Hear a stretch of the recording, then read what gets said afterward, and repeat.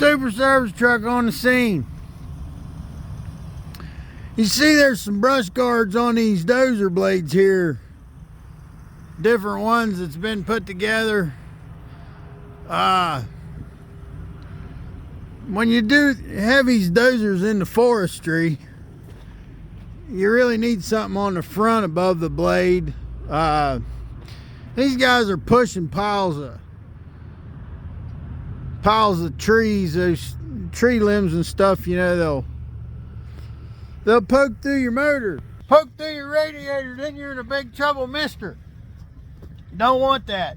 So a buddy of mine bought this D3, and he's gonna be pushing brush with it, and it ain't got a guard.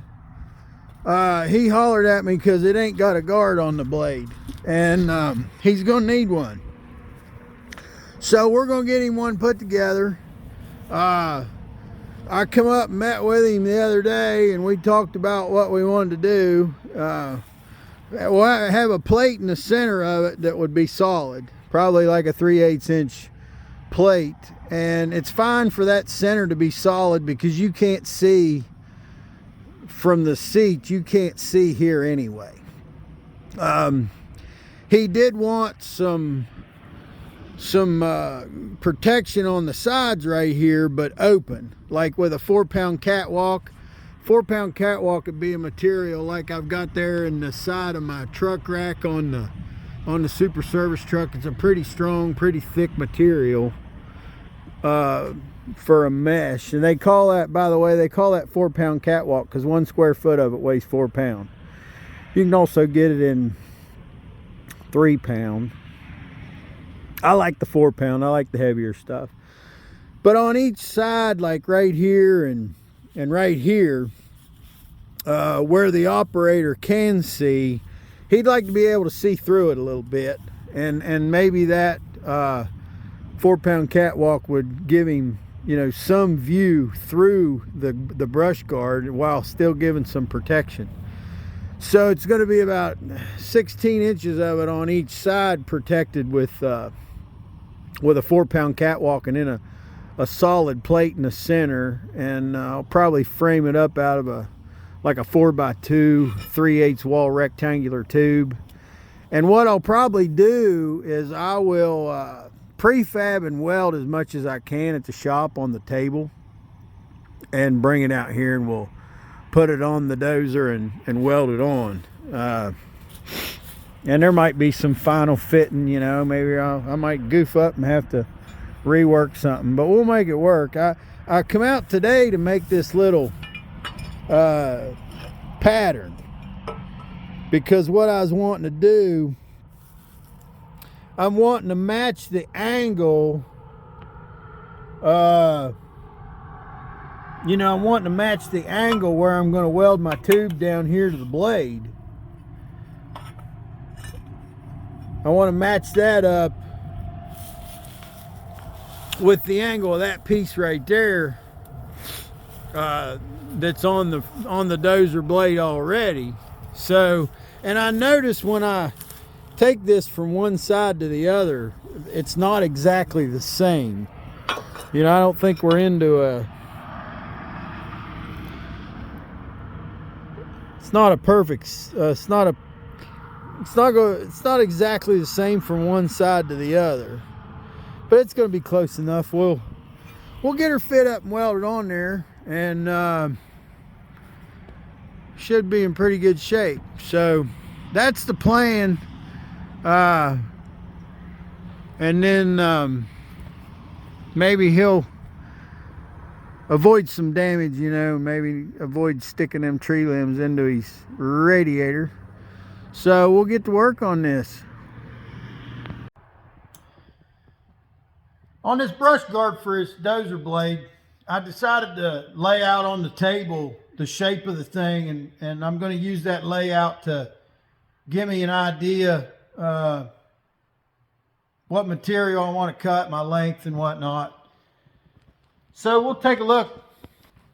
We know we wanted to go like 30 inches high off the blade, and this pattern that I made that tells us the angle it's going to take to fit the blade that I showed you I made up there at the site.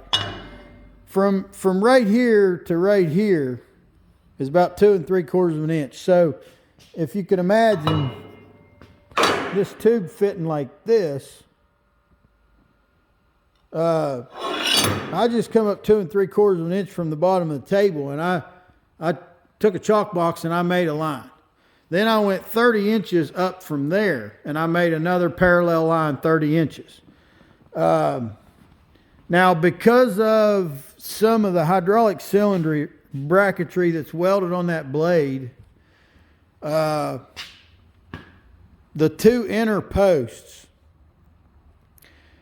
have to be no further in than 13 inches from the outside, so that it doesn't get too complicated. So we had decided on an overall width of 80 inches. So I laid out the 80 inches, and I've got this would be an outside post right here. You come in 13 inches, and there's a post, vertical. And over here, this is your other outside, and then here's your other intermediate post. And that allows me to put my 4-pound catwalk up here, and I've made some marks on this chalk line where the bottom of this needs cut off. Made some marks along this post right here, so I can cut this piece out using the layout. And of course I can measure my other pieces. So that's what we'll be doing, is using the layout to tell me what size I want to cut these parts.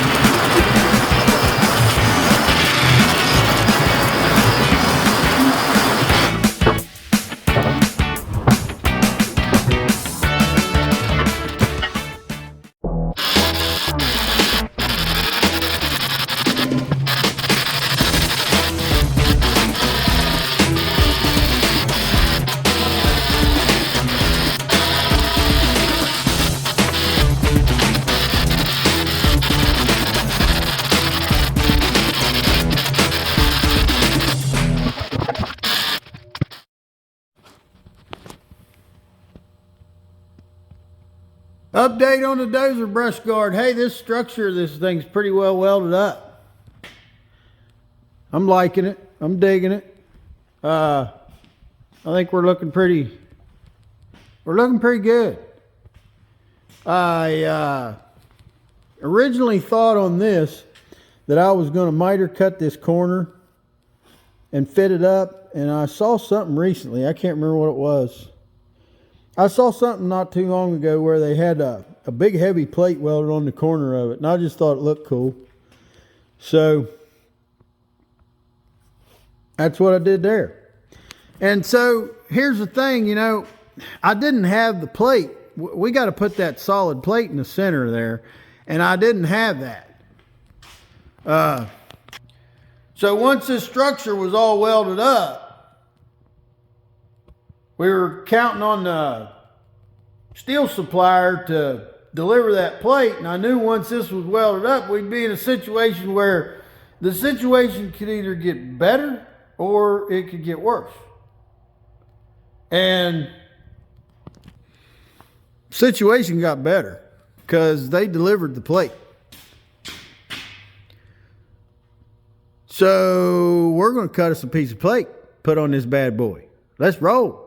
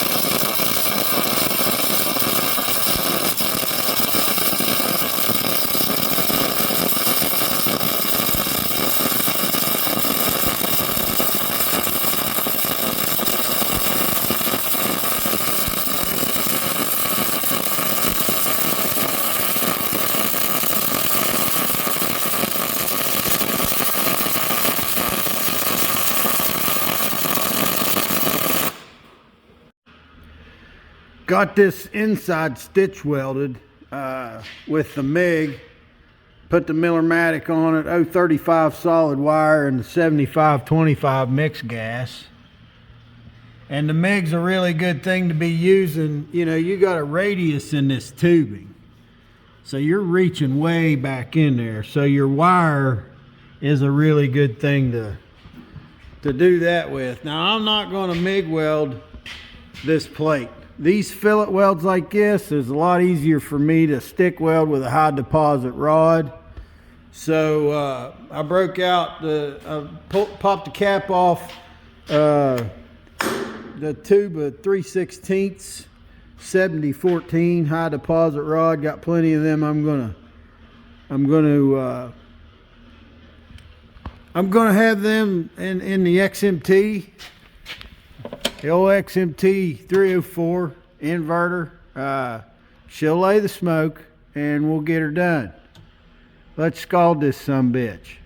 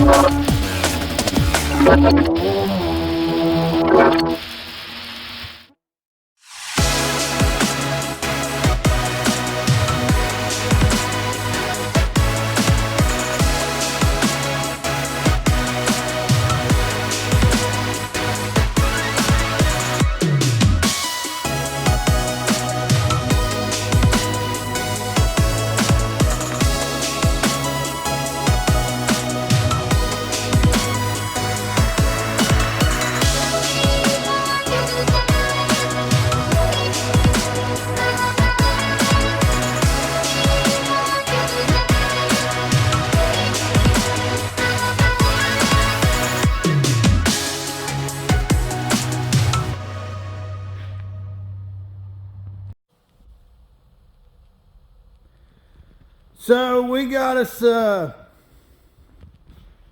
blade guard, brush guard here, prefabricationalized. We're gonna have to take this thing out there and get it put on. Looks like it's gonna be a good day. Looks like it's gonna be a dry day. Probably gonna be a rag shucker today. One of them rag shucker days, because I went out for a walk this morning early. A little after 5 I headed out. It was 22 degrees. Midday today, it'll probably be mid 40s, reaching up near 50. Probably feel like it's 50 in the sun. So we're going to end up today with a whole lot less clothes on than what we got now, is my guesstimation. But here's the plan. I'm going to hook a trailer to a super service truck. I'm going to pick up the brush guard with the tractor, put the brush guard on the trailer, put the tractor on the trailer, drive the super service truck, the trailer, the tractor, and the brush guard to the location, and then we'll use the tractor to set the brush guard in place, hopefully deal with whatever fitment issues we may or may not have, and get her welded up. Yeah, let's do that.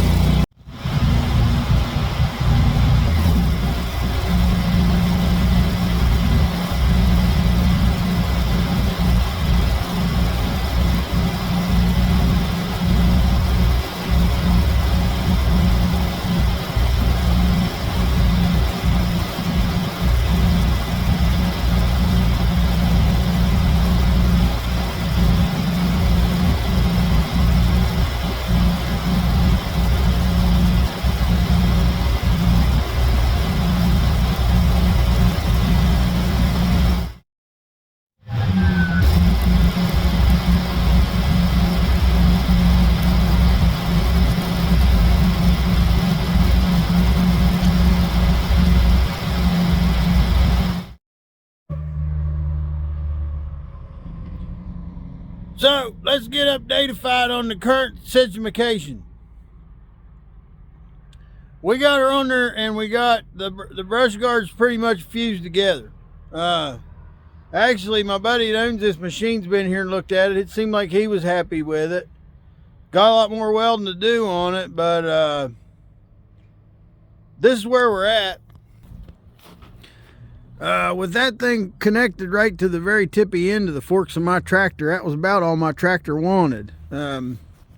Tractor lift a lot more weight than that, but at the very tippy end of the forks, it was a lot on that little tractor. But it was no problem getting it set in place. And I had, when I set it up there, I had a gap pretty good, like probably a 1/4 inch or 3/8 inch gap on my plate across the front of here.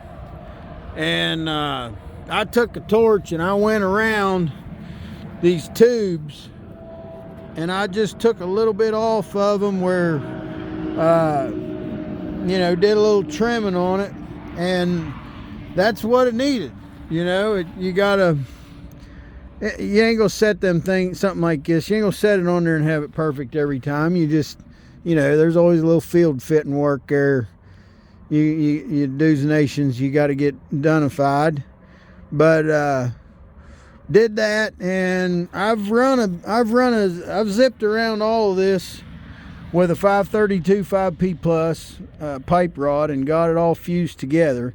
The way this is made, there was a big gap right here, and I wanted that gap welded up because we don't want debris and water to get down in here and freeze it, actually bust that plate. I haven't seen steel thick enough that ice won't bust. I think the thickest I've seen is 1/2 inch, but I have seen 4x4 square tubing, 1/2 inch wall that's filled full of water and froze, and it broke the tubing.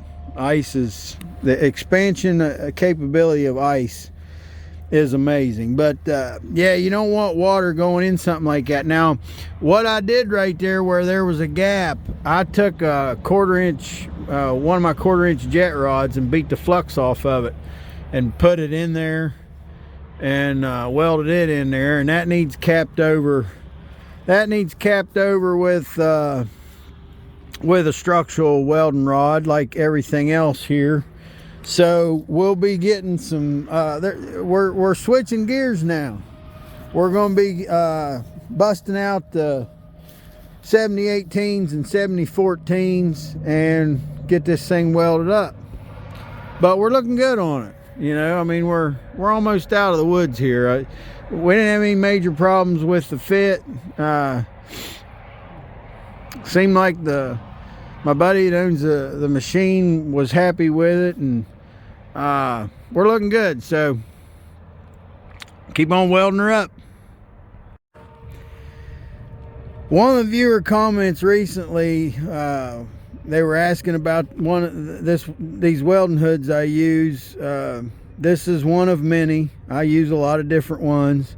I like this one. I have one of these in the shop also. These are from Outlaw Leather, but I have modified them, and he was asking if I would show the modification. So what I want to show, I guess, is when you get one of these hoods from Outlaw Leather, this top piece is made of leather and this bottom piece is made of leather. The rest of this is like a fiber metal half shield. Well, I don't like the leather on the bottom. Leather it gives me a lot of trouble because the leather, it acts different when it's wet than when it's dry. It's supple when it's wet, it's stiff when it's dry, it's super stiff when it's cold. It gets a little more flexible when it's hot. But if it's hot and you set it down somewhere and it sits there until it's cold, and it's set there folded a certain way, once it's cold, it stays that way until it warms back up. It's I just didn't like it. Sometimes it would get folded a certain way, or I would want to fold it out of my way and it'd be stiff. you know, this, what I've got on here, this is EPDM roofing rubber. And what I've done is I cut a piece of that roofing rubber and I riveted it from the inside out. And on the outside out here, you can see those are nuts. I put a nut over the rivet and riveted with a nut, so the nut's being used kind of as a washer. This is just stuff I had laying around. And now on the inside, I've put some aluminum flashing to help the fiber metal hood hold the rivets. So I've been asked to explain about the modification on the hood, and so that's what I did on it.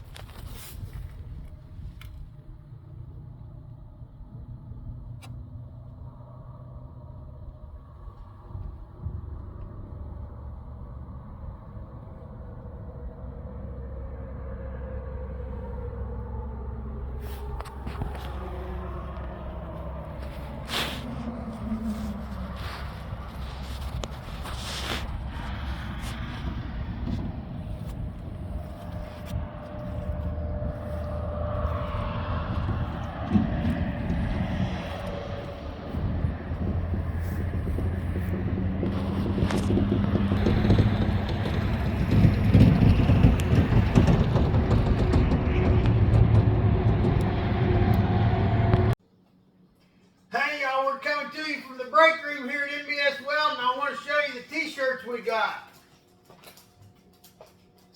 The MBS Welding t-shirt's got MBS Welding on the front,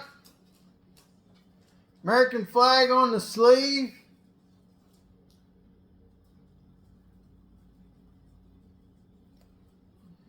Great big MBS Welding here on the back. Helps the channel if you buy a t-shirt. If you're interested in a t-shirt, send Tina an email request. nbswelding@aol.com. Thank you.